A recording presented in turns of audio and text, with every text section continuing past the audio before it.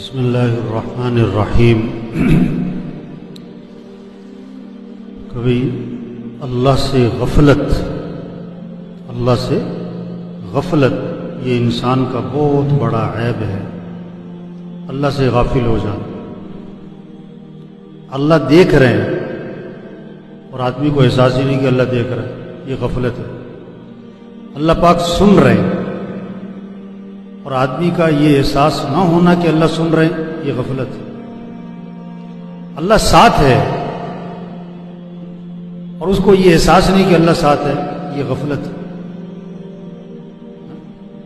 اللہ سے غفلت، آخرت سے غفلت۔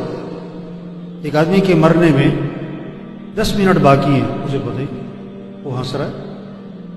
ایک آدمی کے مرنے میں 10 سیکنڈ باقی ہیں، مجھے پتہ ہی۔ تو اللہ سے غفلت یہ بہت بڑا ہے، آخرت سے، موت سے غفلت بہت بڑا ہے۔ اعمال سے غفلت، نماز سے غفلت یہ بہت بڑا ہے۔ اذان ہو رہی ہے، دکان بیٹھا ہوا ہے، مؤذن کیا کہہ رہا ہے؟ الصلاۃ خیر من النوم، نماز بہتر ہے کس سے؟ نیند سے۔ وہ پڑا سو رہا ہے، یہ غفلت ہے۔ یہ کیا ہے؟ یہ غفلت ہے۔ قرآن سے غفلت، سال ختم ہو رہا ہے قرآن ختم نہیں ہو رہا ہے، غفلت۔ بار بار موبائل کھولتا ہے، قرآن نہیں کھولتا ہے، قرآن سے غفلت یہ بہت بڑا ہے۔ ذکر سے غفلت، حدیث میں آتا ہے جو 100 مرتبہ پڑھے سبحان اللہ وبحمدہ، سبحان اللہ وبحمدہ 100 مرتبہ، تو 1,24,000 نیکیاں ملیں گی۔ اب اس سے غفلت یہ بہت بڑا عیب ہے۔ حدیث پاک میں آتا ہے جو 100 مرتبہ پڑھے لا الہ الا اللہ، لا الہ الا اللہ، لا الہ الا اللہ 100 مرتبہ، جب قیامت کے دن اٹھے گا تو اس کا چہرہ 14ویں رات کے چاند کی طرح چمک رہا ہو۔ اب اس سے غفلت یہ عیب ہے۔ اعمال سے غفلت، قرآن سے غفلت، دعا سے غفلت۔ مسئلے حل کرنے والا اللہ ہے، وہ اللہ کو چھوڑ کر پتہ نہیں کہاں کہاں۔ دیکھو ایک آدمی 2 گھنٹے ڈاکٹر کے انتظار میں بیٹھتا ہے، ڈاکٹر کے انتظار میں 2 گھنٹے، اور 10 منٹ بیٹھ کے دعا نہیں مانگتا، تو دعا سے کیا ہوئی؟ غفلت۔ صحت دینے والا اللہ ہے، اور دعا سب سے بڑا سبب ہے۔ دوا بھی سبب ہے، دوا بھی سبب ہے، دعا بھی سبب ہے، اور صحت دینے والا اللہ ہے۔ دوا اور دعا میں سے بڑا سبب کون سا ہے؟ بڑا سبب تو دوائی کے لیے 2 گھنٹے انتظار کیا، اور دعا 10 منٹ بھی، 5 منٹ بھی نہیں مانگے۔ تو یہ غفلت چل رہی اس وقت ہمارے معاشرے میں۔ کیا چل رہی؟ اللہ سے غفلت ہے، آخرت سے غفلت ہے، اعمال سے کیا ہے؟ غفلت۔ اللہ بندوں پر مہربان ہے۔ اللہ بندوں کے ساتھ کیا ہے؟ رحمان رحیم، نہایت رحم کرنے والا، بڑا مہربان ہے۔ اللہ کا تعارف کیا ہے؟ بسم اللہ الرحمن الرحیم۔ شروع کرتا ہوں کس کے نام سے؟ اللہ کے نام سے، جو کون ہے؟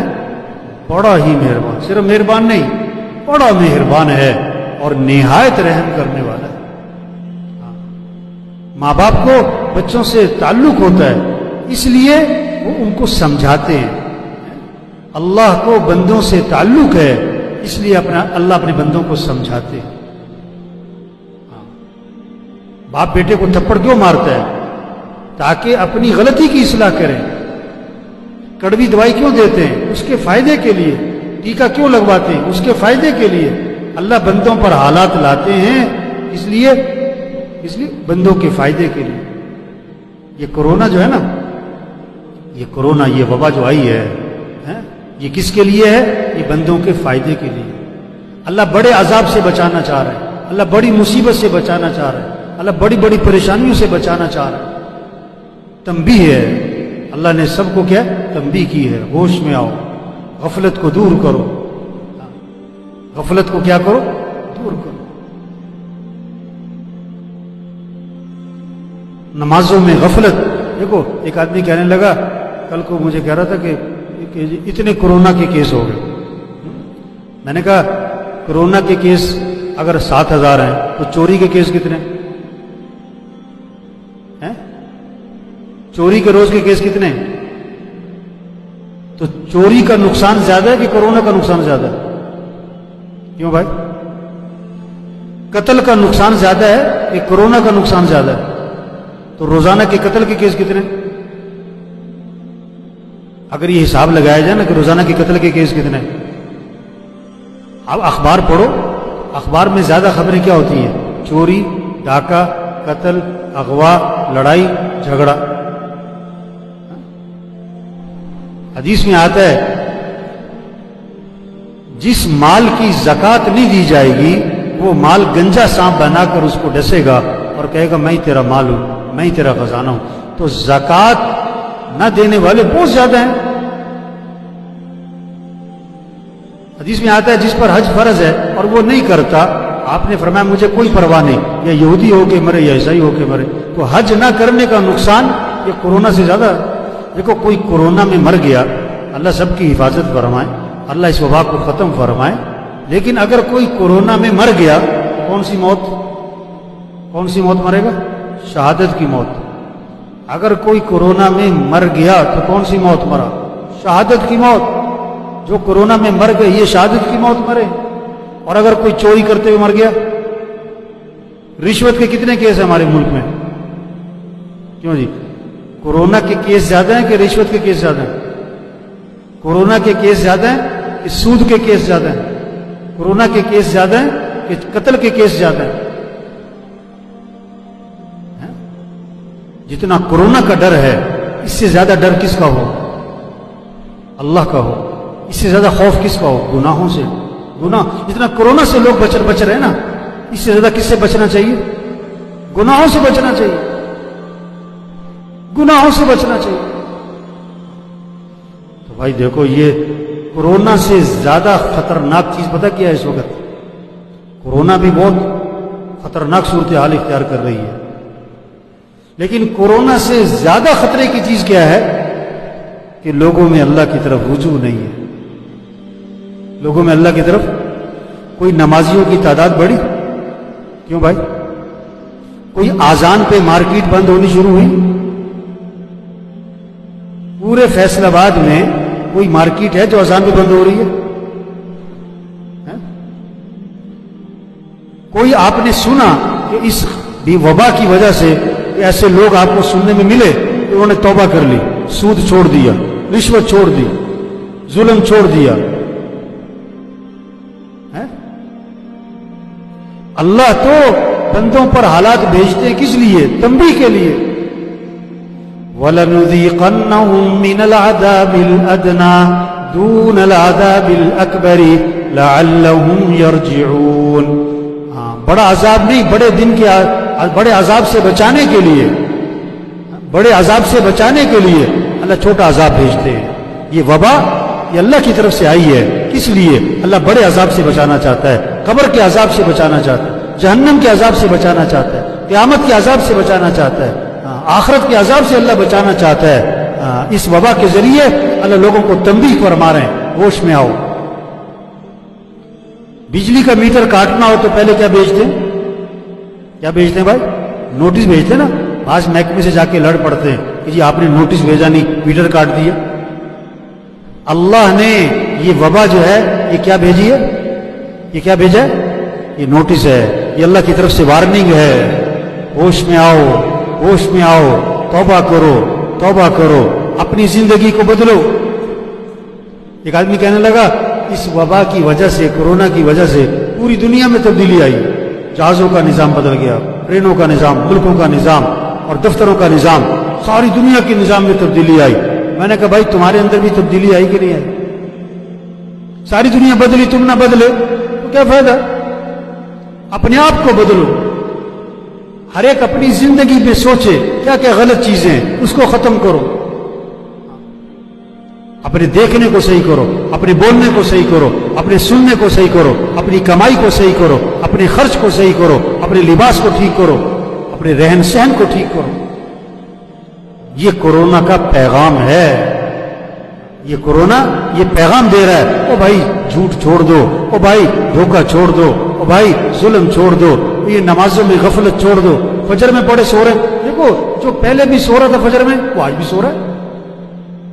جو پہلے فجر میں نماز میں نظر نہیں آتا تھا وہ آج بھی نظر نہیں آ رہا ہے. دیکھو اگر خدا نہ خواستہ ٹیکوں کے ذریعے مسئلہ حل نہ ہو رہا ہو تو پھر آپریشن کرنا پڑتا ہے. ہاں اگر خدا نہ خواستہ اس وبا کے ذریعے لوگوں کا رجوع اللہ کی طرف نہ ہوا اور لوگوں نے توبہ نہ کی اور زندگی نہ بدلی تو ڈر ہے کہ خدا نہ خواستہ اللہ کی طرف سے آپریشن نہ شروع ہو جائے. ہاں ایسی وبا تاریخ میں کبھی نہیں آئی جو پوری دنیا پہ چھا گئی.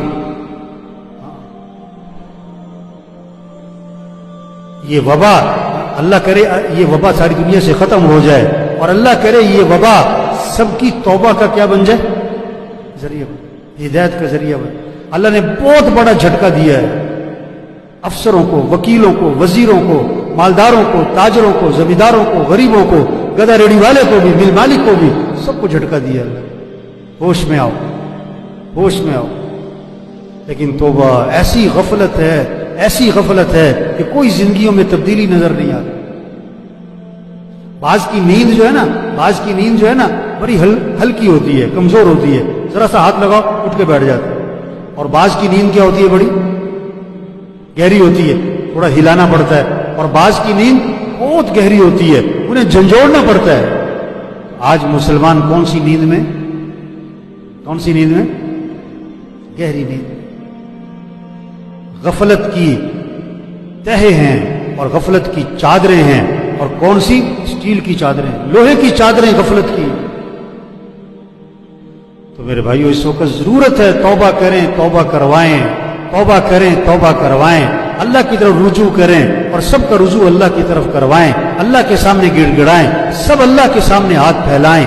یہ ہے ضرورت اس وقت کی. ادعوا ربکم تضرعا وخفیا، اللہ کو پکارو کس کے ساتھ؟ گڑ گڑا کے، عاجزی، تضرع، زاری، اور چپ کے اللہ سے مانگو. وقال ربکم ادعونی استجب لکم، تمہارا رب یہ کہتا ہے میرے سے مانگو، میں تمہاری مانگ کو قبول کروں گا. وَإِذَا سَأَلَكَ عِبَادِي عَنِّي فَإِنِّي قَرِيبٌ، اگر میرے بندے میرے بارے میں پوچھیں تو آپ بتا دیں میں تو بہت قریب ہوں. اجیب دعوت الداعی اذا دعانی، جب کوئی پکارنے والا مجھے پکارتا ہے تو اس کی پکار کو کیا کرتا ہوں؟ قبول کرتا ہوں. اللہ کو پکارو بھائی. اس وقت فجر کی ضرورت نہیں ہے کہ لوگ فجر پڑھیں، اس وقت کی ضرورت ہے کہ لوگ تہجد پڑھیں. سب حالات کا تقاضا یہ ہے کہ سب اللہ کے سامنے صبح کو اٹھے ہوئے ہوں، اللہ کے سامنے کھڑے ہوں، اللہ کے سامنے ہاتھ پھیلائیں، اللہ کے سامنے سر جھکائیں، اللہ کے سامنے ماتھا ٹکائیں، اللہ کے سامنے گڑ گڑائیں، اللہ سے معافی مانگیں. اس وبا کو کون ختم کرے گا؟ اللہ کے علاوہ کوئی کر سکتا ہے؟ کوئی نہیں کر. اللہ چاہے تو ایک منٹ میں اس وبا کو ختم کر دے، اور اللہ چاہے تو ایک سال تک بھی، خدا نہ خواستہ. تو میرے بھائی ابھی تو دیکھو کئی جگہ پر نا بات ہو رہی ہوتی ہے تو احتیاطی تدابیر کے تذکرے ہو رہے ہوتے ہیں. یہ احتیاطی تدابیر ہے، یوں کرنا چاہیے. کہیں اللہ کا نام ہی نہیں آتا، کہیں اللہ کا نام، کہیں توبہ کا نام، کہیں استغفار کا نام، کہیں اللہ کے سامنے رونے گڑ گڑانے کا نام، کہیں زندگی بدلنے کا نام. یوں کر لو، وہ کر لو، جیسے اللہ ہے ہی کچھ نہیں. جیسے اللہ، لوگ سمجھ رہے ہیں یہ وبا اچانک آ گئی ہے، اتفاقاً آ گئی ہے، ادھر ادھر سے آ گئی ہے. اور نہیں، یہ وبا کس کی طرف سے آئی ہے؟ اللہ. یہ وبا کس نے بھیجی ہے؟ اور اس کو ختم بھی کون کرے گا؟ اللہ ہی کرے گا، کوئی نہیں کر سکتا. تدابیر اپنی جگہ ضروری ہے، احتیاطی تدابیر کرنی چاہیے، اس سے انکار نہیں ہے. لیکن سب سے بڑی تدبیر کیا ہے؟ اللہ کی طرف رجوع ہے، توبہ ہے، تضرع اور زاری ہے، اللہ کے سامنے گڑ گڑانا ہے، معافی مانگنا ہے، اپنی